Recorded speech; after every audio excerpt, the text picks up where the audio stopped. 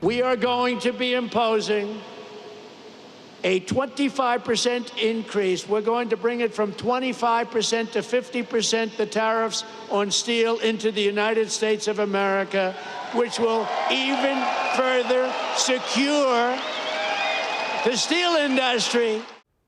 Welcome to Breaking the News. I'm Janice Shortle. When President Trump made that announcement last week at a steel plant in Pittsburgh, as you could see, the crowd went wild.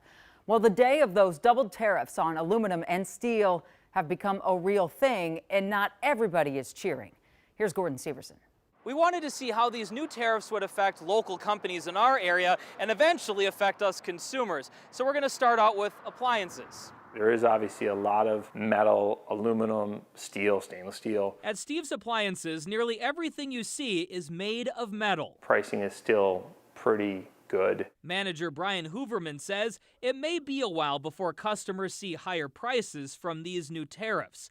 He says the older tariffs have raised prices by about 3 to 8%, with the manufacturers absorbing a lot of the extra costs so they can stay competitive. Everybody wants to move product, right? Everybody wants to be the biggest piece of the pie when it comes to this industry. It's going to have an impact. Scott Lambert with the Minnesota Auto Dealers Association says so far price increases in the auto industry have been small. And when it comes to this tariff on steel, consumers may not see higher prices for quite a while. Steel is almost like a commodity to the manufacturers, and they buy it ahead of time when they think the price is low.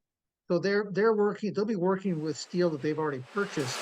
The brewing industry, however, the metal piece is a real component, is dealing with these tariffs on both the steel side with their tanks and kegs. They're all stainless too. And the aluminum side with their cans. In the intermediate term, we are definitely absorbing any costs that we're taking on. But eventually, breweries will have to pass on that extra cost to consumers because those pennies add up. Some of our modeling shows a couple $100,000 of increased price. That's a cost that's difficult to absorb. So with all of these industries, there's an overall theme that yes, these tariffs will likely have an impact, but it could be a while before those extra costs actually trickle down to us consumers.